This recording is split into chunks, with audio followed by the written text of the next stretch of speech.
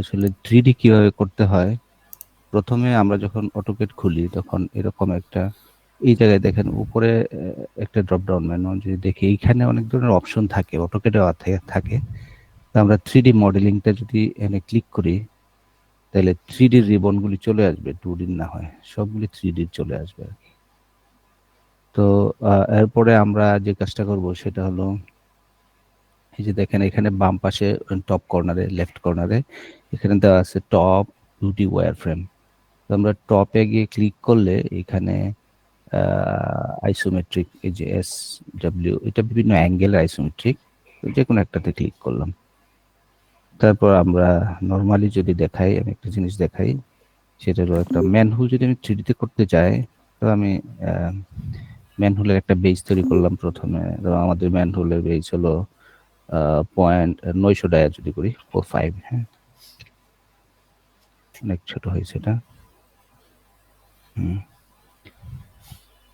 তো সেম আমি এটাকে আবার কপি করে রাখলাম দুইটা জিনিস, দুইটা পার্থক্য দেখাবো আর কি। দেখেন এখানে হোম ট্যাব আছে, হোম ট্যাবে একদম উপরে রিবনে দেখেন লেখা আছে একটা এক্সট্রুড পলি প্রেস পুল আর একটা আছে পলিসলিড।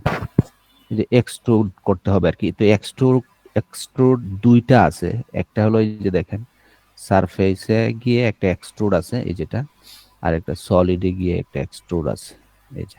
এই দুইটার মধ্যে আবার পার্থক্য আছে, নাম একই হইলেও পার্থক্য আছে।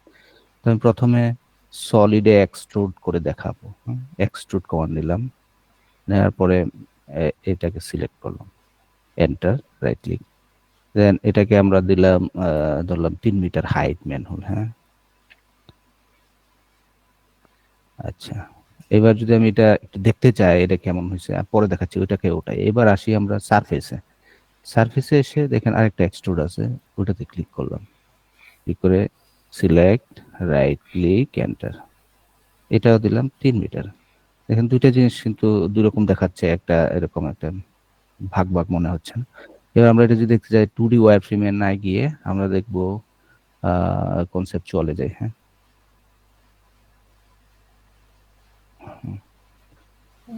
কনসেপ্ট চলে ভালো আসতেছে না, আর একটু যদি টিপে যায় শেডেডে। এবার দেখেন এখানে প্রথমে যেটা আমরা সলিডে গিয়ে দিছিলাম এক্সট্রুড, এটা আসছে হলো সলিড।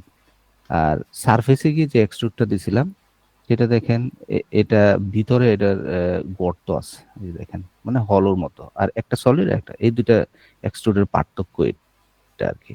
তো আমরা ম্যানহোল যদি আমরা আঁকি তাহলে কি হবে, এই সলিডটাকে যদি আমরা ধরি আহ, আহ,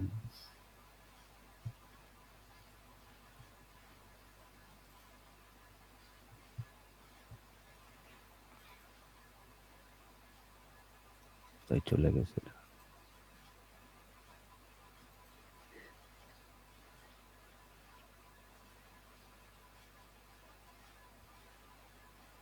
ওইটা, এটা অনেক ছোট ছিল তো দূরে গিয়ে পড়ছে, আমি এটাকে আবার নিয়ে আসি, টপে যাই।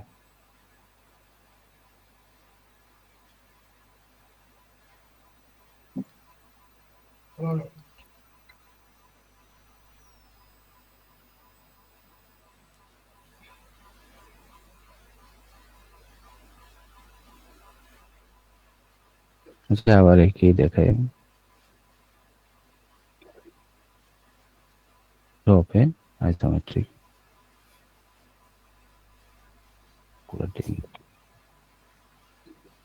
এক্সট্রুড সলিডে।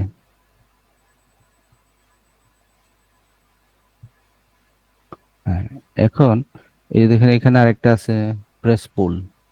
ম্যানহোলটাকে যদি আমরা এটাকে এখন পাঞ্চ করতে যাই তাহলে এটা ভিতরে আরেকটা সার্কেল লাগবে। এই যে দেখেন এটা আমি সার্কেল কমান্ড দিলাম, সি, তো সেন্টার পয়েন্ট ধরতেছে, ধরে এটা জাস্ট একটা ওয়াল থিকনেস থাকে, যে কোনো একটা থিকনেস দিলাম আর কি অনুমান করে।